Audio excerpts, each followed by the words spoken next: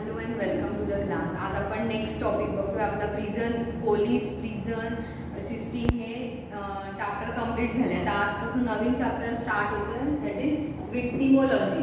विक्टिमोलॉजीमध्ये आपण आत्ता पहिलं बघितलं, जे क्रिमिनॉलॉजीमध्ये मी सांगितलं की प्रत्येकाच्या सायकोलॉजीचा आपल्याला थोडक्यात सांगायचं तर सायकोलॉजीचा अभ्यास करायचा आहे टोटल क्रिमिनॉलॉजीमध्ये. पहिलं आपण कुणाचं बघितलं, जे ऑफेंडर आहे किंवा जे कोणी क्राईम करतं ती व्यक्ती, की त्याचे एक्झॅक्ट काय त्याच्या माइंडमध्ये असतं किंवा तो का क्राईम करतो त्याची आपण थोडी सायकोलॉजी क्रिमिनॉलॉजीमध्ये बघितली. त्यानंतर आपण बघितलं पोलीस सिस्टीम बघितली. पोलीस सिस्टीममध्ये बघितलं शिक्षा पण कशा प्रकारे देतात किंवा शिक्षेचे प्रकार काय आहेत किंवा शिक्षा कशी आली हे बघितलं. त्यानंतर प्रिझन, आता तो क्राईम आहे, जो क्रिमिनल आहे त्याने क्राईम केला, त्याला पोलिसांनी पकडलं, आता तो काय झालं प्रिझनमध्ये आला. आता प्रिझनमध्ये आल्यावर त्या संबंध कुणाचा आहे, तो पोलीस आणि तो क्रिमिनल जो आहे प्रिझनर, म्हणजे दोघांचं एकत्रित असं म्हणून प्रिझन रिफॉर्म आपण बघितलं. आणि आता आपण बघणार आहोत ते म्हणजे की ज्याला सगळ्यात जास्त ह्या सगळ्याची गरज आहे असा व्यक्ती म्हणजे कोण, तर विक्टिम, की ज्याच्यावर क्राईम झालेला आहे, ज्याने पोलिसांची मदत घेतलेली आहे आणि ज्याच्या सिक्युरिटीसाठी प्रिझन रिफॉर्म आलेला आहे असा तो कोण, तर विक्टिम. तर विक्टिम म्हणजे कोण, की जे बळी पडले आहेत, ज्यांच्यावर अन्याय झाला आहे असे विक्टिम. मग विक्टिमला काय काय आहे, म्हणजे काय काय सोयीसुविधा आहेत किंवा त्यांची कशी सिस्टीम सगळी काम करते, पोलीस असेल, गव्हर्नमेंट असेल, किंवा त्याने काय केलं पाहिजे, तो कसा प्रकारे विक्टिम झाला किंवा काय, हे सगळं आपण विक्टिमॉलॉजीमध्ये बघणार आहे. विक्टिमॉलॉजीचा फार ब्रॉडली अभ्यास नाही, म्हणजे दिलंय ते खूप महत्त्वाचं आहे. विक्टिमॉलॉजी म्हणजे थोडक्यात मराठीमध्ये पीडितांचं शास्त्र, की जी व्यक्ती पीडित आहे, जिच्यावर अन्याय झालेला आहे अशी म्हणजे त्याला विक्टिम असं म्हणतात.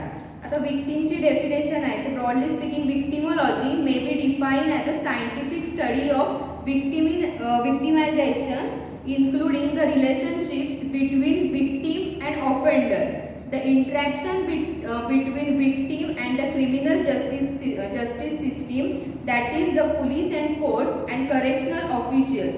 It also includes connections between victims and other social groups and institutions such as media, business, social movements. However, the term victimology is not restricted to the study of crime victims alone, but may extend to other form of human rights violation that are not necessarily crime. जसं मी IPC मध्ये सांगितलंय की काही गुन्हे असे असतात ते जरी झालेले असतात एका व्यक्तीवर आणि तिने जरी कंप्लेंट नाही केली, त्या व्यक्तीने जरी कंप्लेंट नाही केली तरी त्यात दुसरा कोणीतरी किंवा पोलीस स्वतः कंप्लेंट होतात.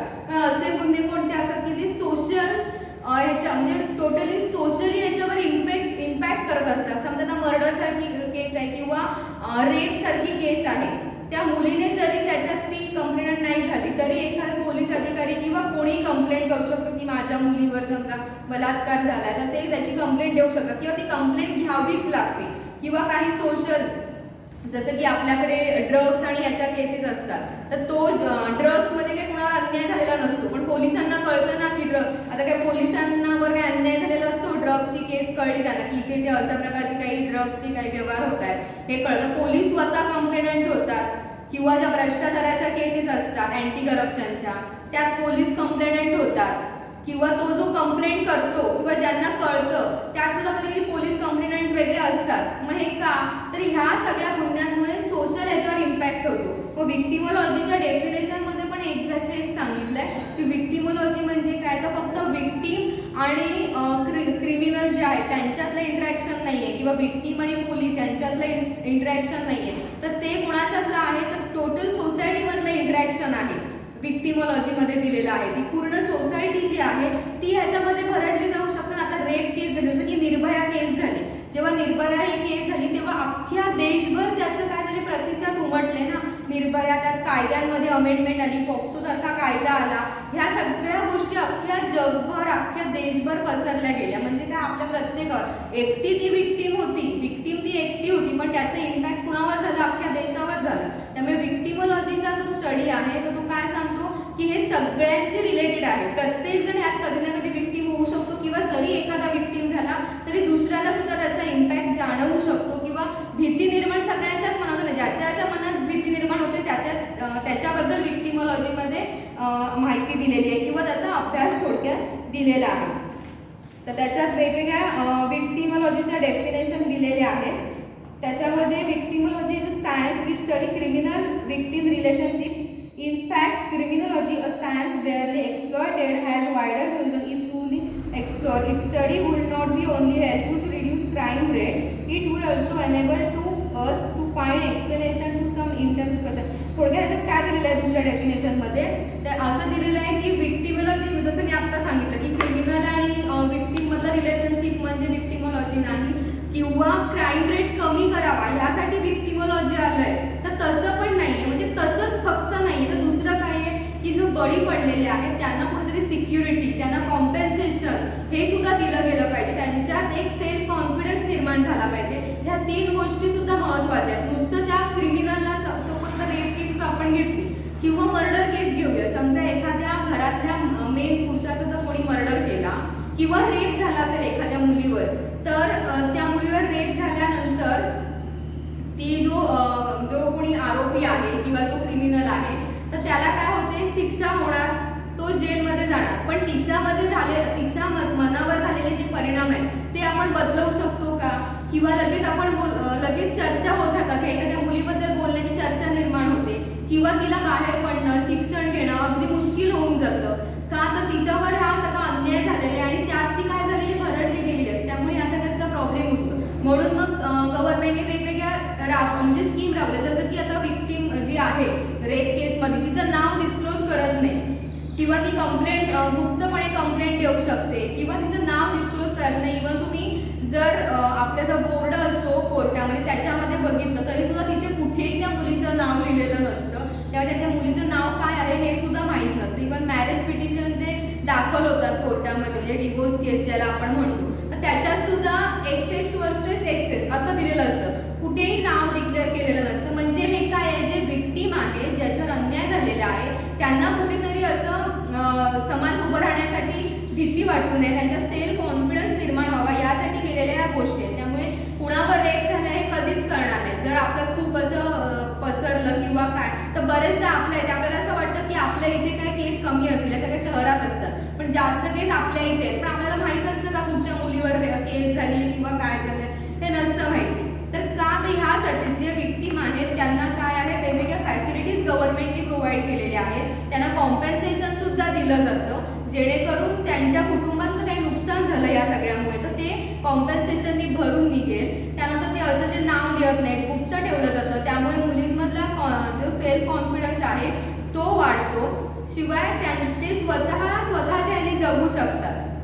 असं या रेप केसची जर आपण एक्झाम्पल लक्षात ठेवलं तर विक्टिमॉलॉजीचा एक्झॅक्ट अभ्यास काय असू शकतो तो आपण बघू. आता नेक्स्ट जो आहे त्याच्यामध्ये demographic characteristics of a victim. डेमोग्राफिकच्या कॅरेक्टरिस्टिक्स काय आहेत विक्टिमच्या ते दिलेलं आहे. कॅरेक्टरिस्टिक्स म्हणजे काय, टोटली विक्टिमॉलॉजीच्या खरं तर कॅरेक्टरिस्टिक्स काय आहेत किंवा काय केलं पाहिजे किंवा काय असतं ते त्याच्यामध्ये दिलेलं आहे. तर विक्टिम कसा तयार होतो ते आपण बघू.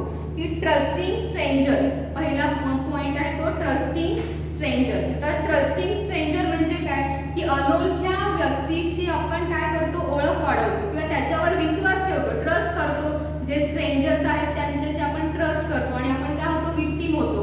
मग ह्या चुकी कुणाची असते, क्रिमिनल. जसं आपण म्हणतो की अन्याय करणारा चुकी असला तरी 100 त्याच्यापेक्षा 100 पटीने जास्त कोण चुकी असतो, तो अन्याय सहन करणारा आणि मूर्खपणा करणारा जो असतो त्याला विक्टिम.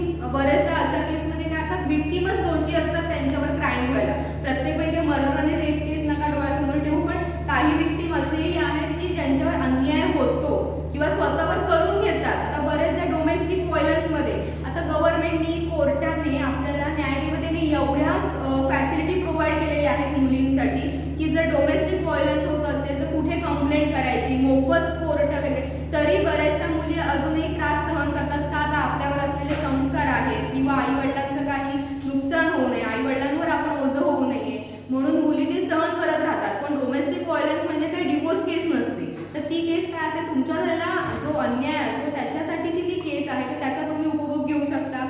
फ्रीमध्ये केस आपण लढू शकतो, तर त्याचा आपण उपभोग घेऊ शकतो. मुलींना शिक्षण कमी ह्याच्यात केलं. आता गव्हर्नमेंटमध्ये काही जे स्किल वर्क आहे, म्हणजे जसं की शिवणकाम असेल, भरतकाम असेल, हे फ्रीमध्ये प्रोव्हाइड करतात, जेणेकरून अशा प्रकारचे कोर्स तुम्ही केले तर तुम्हाला काय होऊ शकतं, तुम्ही स्वतःच्या पायावर म्हणजे मुलींना उभं राहण्यासाठी, मुलं काय मुली काय कुणालाही हे उभं राहण्यासाठी काय केलेलं आहे, बऱ्याचशा गव्हर्नमेंटने सोयीसुविधा उपलब्ध केलेल्या आहेत, त्याचा आपण उपभोग घेतला पाहिजे. पण आपण न करता काय करतो, मला कसा त्रास झाला, मी कशा प्रकारे विक्टीम आहे, ह्याच गोष्टी आपण करत राहतो आणि ह्यातून परत एकदा आपण विक्टीम होत राहतो. तर ते जे त्यांनी सांगितलेलं आहे कॅरेक्टरिस्टिक्समध्ये की trusting strangers.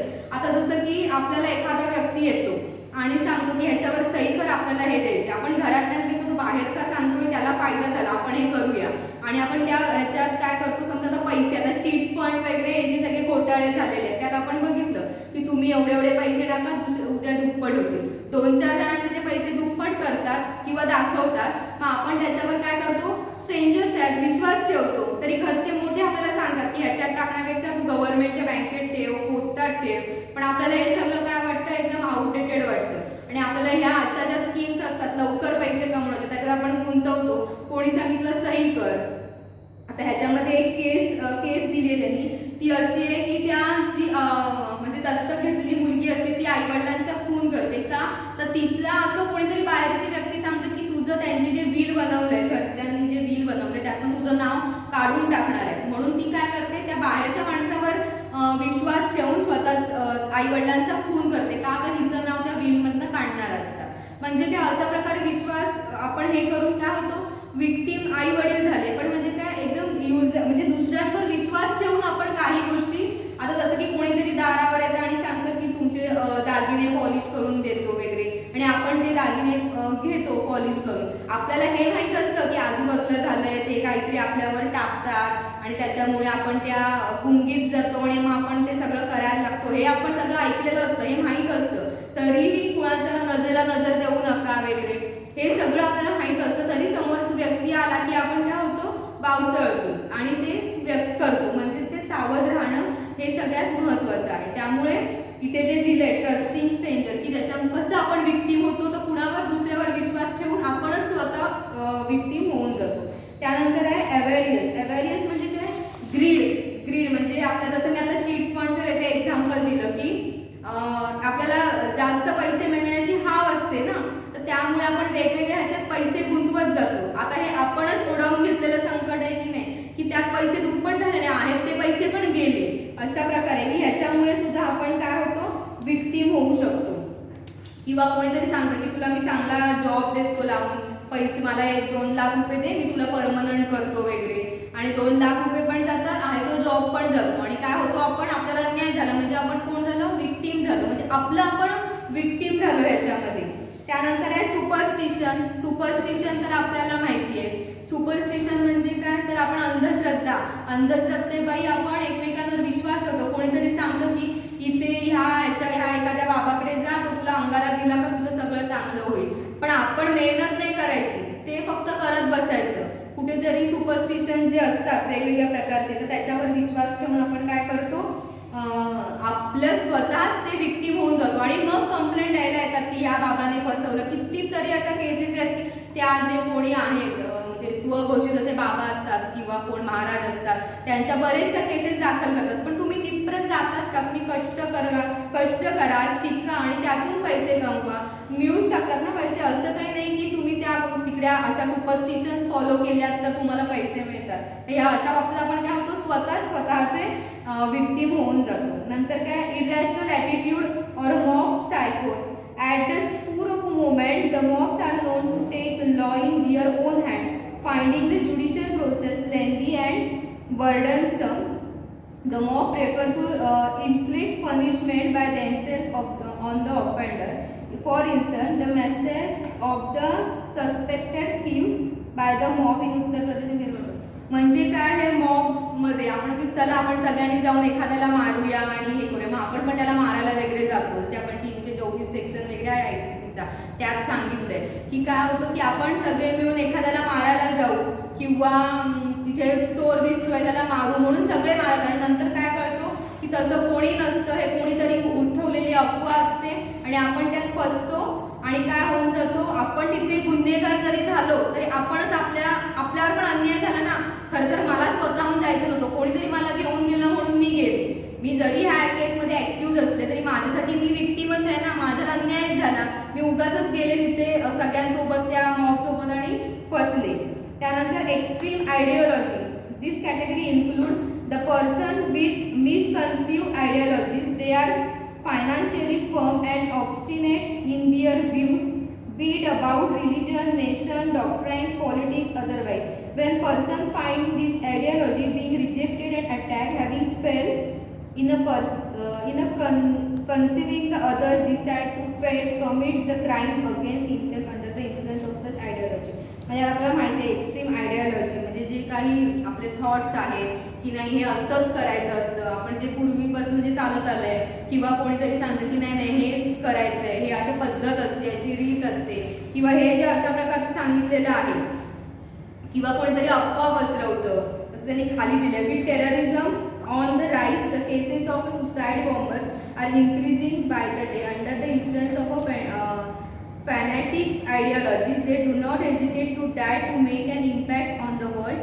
This is evident from tragic cases like World Trade Center being blown on 9 September 2001 or assassination of late Prime Minister Rajiv Gandhi by suicide bomber of Tamil Nadu near Chennai. Such offender are considered victim as well. म्हणजे त्यांनी सांगितलं की राजीव गांधींची पण जी केस आहे त्याच्यात सुद्धा असं सांगितलेलं, म्हणजे जसं आपण म्हणूया महात्मा गांधींची केस झाली किंवा हे काय एक्स्ट्रीम आयडियोलॉजीज आहेत की ज्याच्यात आपण स्वतःच काहीतरी करून विक्टीम झालेलो असतो. म्हणजे आपल्याला कळतं की आपण ही चूक करतोय तरी सुद्धा ह्या ज्या आयडियोलॉजीज आहेत की ह्याला मारलं तर खूप फायदेशीर आहे, ह्याला खरं तर मारलं पाहिजे, हा सोसायटीचा घातक आहे, ह्याला आपण मारून टाकलं पाहिजे. आणि त्यामुळे ते म्हणजे जसं की वर्ल्ड ट्रेड सेंटरवर झाला हल्ला की तिथनं जसं मुंबईवर बॉम्बस्फोट झाले की काय इथे सगळी सिस्टीम बंद केली तर सगळ्यांवरचे अन्याय थांबतील, म्हणून कोणीतरी त्याच्यावर अन्याय करतो आणि आपणच स्वतः काय होऊन जातो, विक्टीम होऊन जातो. म्हणजे जरी आपण ॲक्यूज असतो तरी दुसऱ्याचं ऐकून काहीतरी करतो किंवा ती जे आयडियोलॉजी आहे त्यातून आपण ती गोष्ट करतो आणि त्यात आपण विक्टीम होऊन जातो. Family problems. आता फॅमिली प्रॉब्लेम्समध्ये काय, जसं मी मगाशी सांगितलं ट्रस्टिंग स्ट्रेंजर, ते तसंच फॅमिली प्रॉब्लेम आहे की भावाभावांच्यात भांडणं लावणं. त्यामुळे एखादा भाऊ काय होतो, एखादा भाऊ एखाद्याला मारतो आणि मग तो त्यात काय होतो, तो विक्टीम होऊन जातो. पण जमिनीच्या वाद असतात, वाटपाचे म्हणजे पार्टिशन सूट असतो, ह्या जे सगळे फॅमिली प्रॉब्लेम्स आहेत, किंवा डोमेस्टिक व्हायलन्स हा सुद्धा एक फॅमिली प्रॉब्लेमच आहे. त्यात त्या मुली काय होतात, बळी पडतात, म्हणजे काय होतात, विक्टीम होऊन जातात. That is family problem. Victim to a relationship. त्यात दिलं the relation in which criminal committed crimes of conning the victim, taking advantage of their literacy, ignorance and awareness. Criminal often choose those victims who on increased loss would not breathe a word about people who involve adultery, bigamy and other illegal activities become victims at the hand of the blackmailers.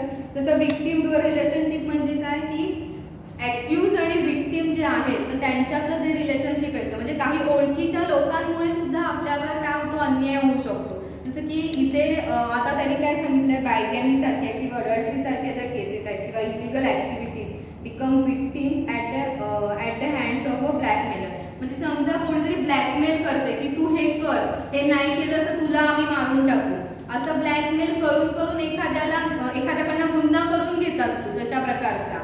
आणि काय होतात, ते स्वतःच त्याच्यामध्ये victim पण होतात, ते ॲक्यूज पण होतात. म्हणजे आपल्यालाच कोणीतरी आपल्यावरच अन्याय करण्यासाठी कोणतरी ब्लॅकमेल करते आणि त्यात आपण बळी पडतो.